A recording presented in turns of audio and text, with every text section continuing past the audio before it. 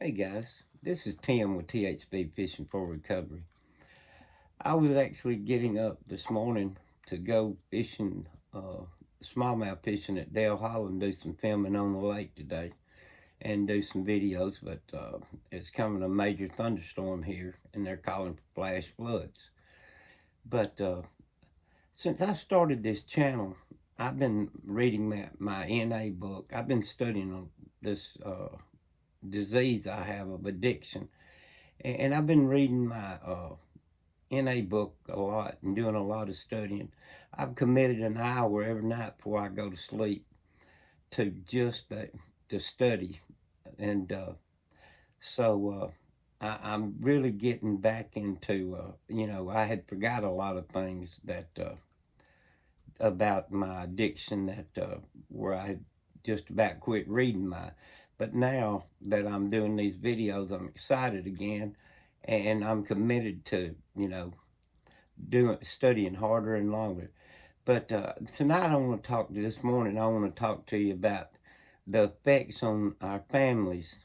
You know, I've hurt my family all their life, and they've stuck with me and stuck with me, and I'm sure they didn't think I would ever change. I know for a fact they probably didn't, but they still love me. But I wasn't who I was supposed to be. So I'm gonna tell you a little story. I was at I had went to prison a couple times, been locked up in the county jail, been gone a long time, and I was in a halfway home in Montgomery, Alabama. One Saturday afternoon, I get a call from my youngest son, and I hadn't spoke with him in a really long time. So I'm talking to him on the phone, and he said, "Dad, you know how long it's been since we talked?" And I was like, 6 or 7 years. He said, "This really touched my heart. I didn't know what to say." He said, 9 years, 8 days. And you know, we really affect our family, in this abusing drugs. So, we don't think about how we hurt our family. And, I missed almost 10 years of my two sons' life and my daughter, and grandkids, being locked up and being out in the street on drugs. So, it really touched my heart. I was so excited. I didn't know whether to jump off the building or I didn't know what to do. I hadn't spoken with him in so long. But they had seen where they had heard about me getting clean and been clean a little while, and that I was doing really good. So that's why they reached out to me. And so, you know, and family is everything. It really is. And when we're out here in our addiction, we don't know how bad we're hurting our family.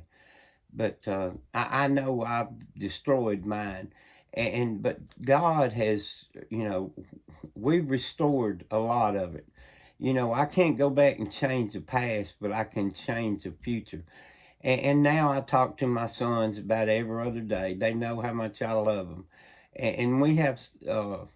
I wouldn't say a normal relationship, but we have a really good relationship. Actually, it's probably better now than it would have been if I wasn't an addict. But and that's all God. I give God all the glory for that. But I want to read a few things to you about uh, this recovery and family. It says, here's why we're here.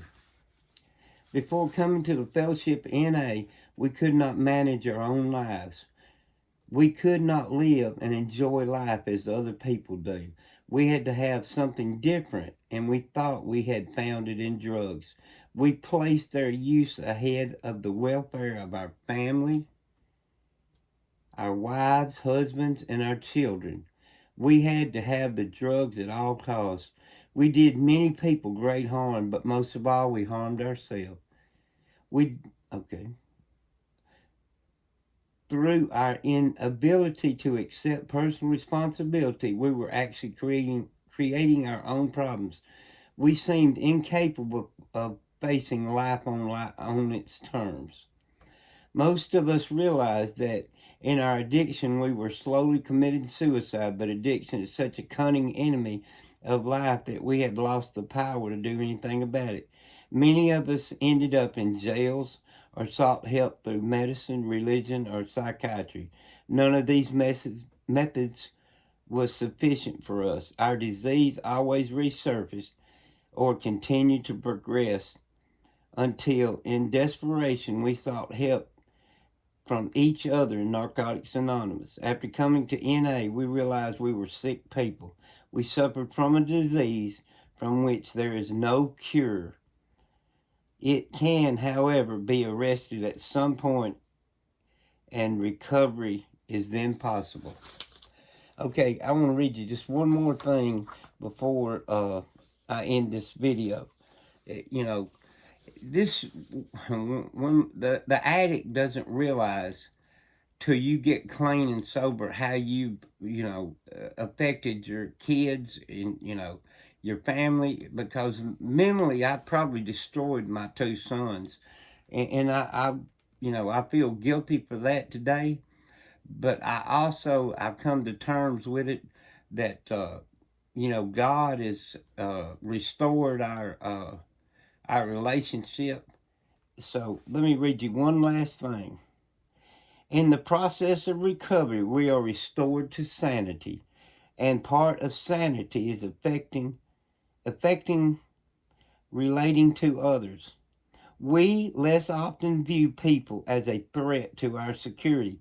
Real security will replace the physical aches and mental confusion that we have experienced in the past. We approach those who have harmed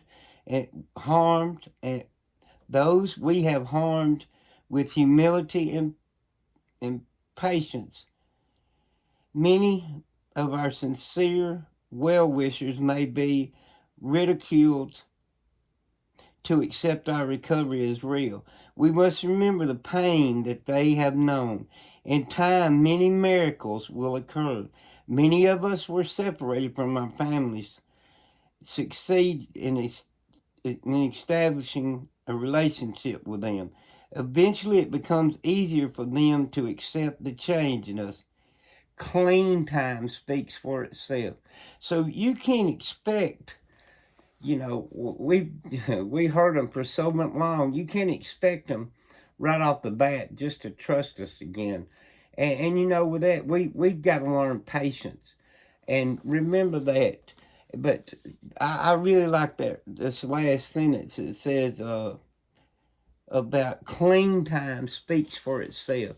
So just for today, I'm not going to I'm going to stay clean. I'm going to work this program.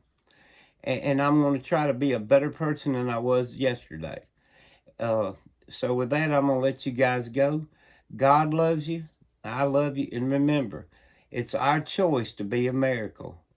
And if you're out there in addiction, active addiction right now, and you need help, message me, and we'll get you in some kind of program, or we'll do the best we can to find you some kind of help.